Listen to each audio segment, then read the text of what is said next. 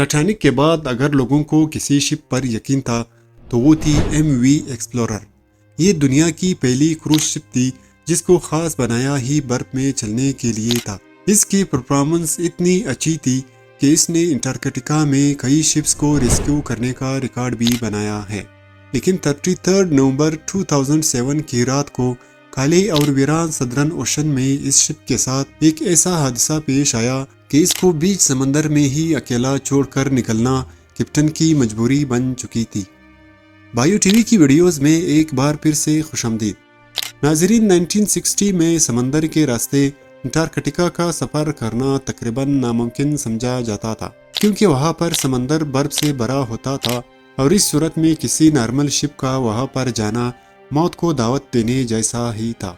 मगर एक Swedish American businessman Eric Lindbergh ने इसे चैलेंज समझकर कबूल किया और एक ऐसी शिप बनाने का इरादा किया जो बआसानी अंटार्कटिका का सफर कर सके, और जो लोग अंटार्कटिका देखने का ख्वाब रखते थे वो अपना ख्वाब पूरा कर सके। इसी मकसद के लिए एक स्पेशल शिप तैयार की गई जिसकी लंबाई 200 फीट थी और वजन 300 टन से भी ज्यादा था। इस शिप को लैंड बिल्ट एक्सप्लोरर का नाम दिया। एक्सप्लोरर का कंपैरिजन अगर तारीख की मशहूर शिप्स टाइटैनिक या फिर RMS ओलंपिक से किया जाए तो ये इनसे छोटी तो जरूर थी, मगर मजबूती में इसका कोई जवाब नहीं था। ये वो पहली क्रूज शिप बनाई गई थी जिसका मकसद पैसेंजर्स को अंटार्कटिका के बर्फीली पानी की सैर कराना था। नॉर्मली ये काम आम शिप्स नहीं कर सकती। अगर कभी शिप्स को बर्फीली समंदर में जाना हो तो इनके आगे आइस ब्रेकर लगाया जाता है, लेकिन ये आइस क्लास 1A शिप्स यानी इसको बर्फ में चलने के लिए आइस ब्रेकर की जरूरत नहीं थी, बल्कि इसका बाव ऐसे डिजाइन किया गया था कि शिप के वजन से ही बर्फ टूटती जाती थी। इस शिप में 104 पैसेंजर्स और 45 क्रू मेंबर्स के लिए जगह मौजूद थी। क्रूज शिप में तमाम लग्जरी फैसिलिटीज के साथ साथ एक और चीज भी थी जो MV एक्सप्लोरर की शान में इजाफा कर रही थी, क्योंकि इसे खास तौर पर अंटार्कटिका के सफर के लिए बनाया गया था और वहां मौजूद बर्फ से महफूज रखने के लिए इसके हल को डबल लेयर में बनाया गया था। लॉन्च होते ही ये शिप पूरी दुनिया में फेमस हो गई और लोग इस पर सवार होकर अंटार्कटिका जाने की ख्वाहिश रखने लगे। असल में पहले इसका नाम तो लैंड बिल्ट एक्सप्लोरर रखा गया था, लेकिन वक्त के साथ साथ इस शिप के ओनर्स भी बदलते रहे और 2004 में आखिरी बार इसको Toronto best travel company Gap Adventures ने खरीदा, जिन्होंने इसका नाम MV एक्सप्लोरर रख दिया गया। इसके बाद ये किसी और मुल्क के कब्जे में नहीं आ पाएगी, ऐसा किसी के वहम गुमान में भी नहीं था। 2007 तक MV एक्सप्लोरर अंटार्कटिका के 250 कामयाब सफर कर चुकी थी, लेकिन इसी साल के नवंबर में इसको एक ऐसी सफर पर रवाना होना था जहां से लौटकर ये कभी वापस नहीं आएगी। ये नवंबर 2007 था। MV एक्सप्लोरर अपनी 19 रोज़ा सफर के लिए बिल्कुल तैयार थे। 11 नवंबर 2007 को MV एक्सप्लोरर में 100 पैसेंजर्स और 45 क्रू मेंबर्स एक बार फिर से अंटार्कटिका के हसीन सफर के लिए रवाना हुए। यहाँ तक सब कुछ नॉर्मल चल रहा था। किसी को भी अंदाजा नहीं था कि इनका ये हसीन सफर इनको किस मुसीबत में धकेलने वाला है। MV एक्सप्लोरर के कैप्टन 29 साला बेंक्वेमेंट थे।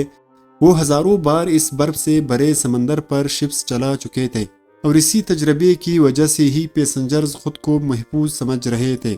मगर अंटार्कटिका के शिप्स कैप्टन्स चाहे कितने भी तजर्बाकार क्यों ना हो, वहाँ की बदलती कंडीशंस की वजह से बार बार मुख्तलिफ मसाइल का सामना करना पड़ता है और हर बार एक नया चैलेंज इनके लिए तैयार होता है। इस सफर की शुरुआत में कैप्टन बेंक्वेमन ने एक हैरानकुन फैसला किया। वो अपने प्लान रूट से हटकर शिप को एक नए रूट पर ले कर जाना चाहते थे, क्योंकि कैप्टन का मानना था कि ऐसा करने से शायद वो ज्यादा बर्फ वाले इलाकों से बचकर अपनी मंजिल तक पहुंच सकेंगे। शुरुआत के 10 दिन बिल्कुल मामूल के मुताबिक चल रहे थे, लेकिन 22 नवंबर की शाम को सूरज गुरूब हो रहा था और पैसेंजर्स अपने अपने केबिन्स में जाने की तैयारी कर रहे थे।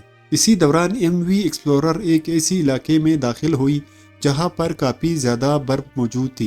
कैप्टन ने ऐलान किया कि हम बर्फ वाले इलाके से गुजर रहे हैं, इसीलिए बर्फ के बार बार टकराने की वजह से शोर पैदा होगा और ये रात आप सबको बर्दाश्त करनी पड़ेगी। अंधेरे की वजह से कैप्टन ने शिप की रफ्तार को कम करके सिर्फ पाइप नेट्स पर सेट कर दिया था یعنی قریب 10 کلومیٹر فی گھنٹہ۔ آہستہ آہستہ شپ پتلی برف کی لیئر سے نکل کر موٹی اور پرانی برف کی لیئر والی علاقے کی طرف بڑھ رہی تھی، مگر کیپٹن کو اس بات کا اندازہ نہیں ہوا کیونکہ رات کے 10 بج چکے تھے اور زیادہ کچھ دکھائی بھی نہیں دے رہا تھا۔ آدھی رات کے وقت اچانک شپ ایک زوردار آواز کے ساتھ رک گئی۔ پہلے تو کسی کو کچھ سمجھ نہیں آیا، لیکن پھر معلوم پڑا کہ شپ ایک سخت برف کے ڈھیر سے ٹکرا کر رک گئی ہے، کیونکہ کیپٹن نے پہلے ہی اعلان کر رکھا تھا۔ اسی وجہ سے کافی پیسنجرز نے اس آواز پر دھیان نہیں دیا اور وہ سوتے ہی رہے۔ کچھ دیر بعد کیپٹن شپ کو دوبارہ چلانے میں کامیاب ہو گئے۔ ایم وی ایکسپلورر اب دوبارہ سے برف کو کاٹتی ہوئی برفیلے سمندر میں آگے بڑھ رہی تھی، مگر کیپٹن سمیت شپ میں سوار پیسنجرز یہ نہیں جانتے تھے کہ شپ کے حل میں ایک سوراخ ہو چکا ہے اور پانی اب آہستہ آہستہ شپ کے نچلے حصے میں جمع ہونا شروع ہو چکا ہے۔ سوئے ہوئے پیسنجرز کی آنکھ تب کھلی جب ان کے کیبنز میں پانی بھرنا شروع ہو چکا تھا، کیونکہ پیسنجر کیبنز جہاز کے نچلے والے حصے میں تھے، اسی لیے پانی سب سے پہلے وہی پہنچا تھا۔ یہ دیکھتے ہوئے پیسنجرز میں اچانک ایک خوف کی لہر دوڑ گئی۔ ہر کوئی اپنی جان بچانے کے لیے ادھر ادھر بھاگنے لگا۔ پانی اب ہر ممکن جگہ سے شپ میں داخل ہو رہا تھا، چاہے لائٹ سوئچ ہو یا پھر دروازے کی دراڑیں۔ جب تک کیپٹن کو اس بات کا علم ہوا تو کئی کیبن پانی سے بھر چکے تھے۔ پہلے تو ان کو لگا کہ شاید چوٹا ڈیمیج ہوا ہے، اس پر قابو پایا جا سکتا ہے، لیکن جب پانی کا پریشر بڑھتا ہی جا رہا تھا تو کیپٹن بھی سمجھ گیا کہ یہ بات اب قابو سے باہر نکل چکی ہے۔ کیپٹن نے فوری طور پر شپ کو خالی کرنے کا آرڈر دیا، تمام لائف بوٹس کو ڈپلائے کر دیا، مگر شپس پانی جمع ہونے کی وجہ سے ایک طرف جھک گئی تھی۔ کرو ممبرز جلدی سے شپ کو خالی کرنے اور انسانی جانوں کو بچانے میں مصروف تھے۔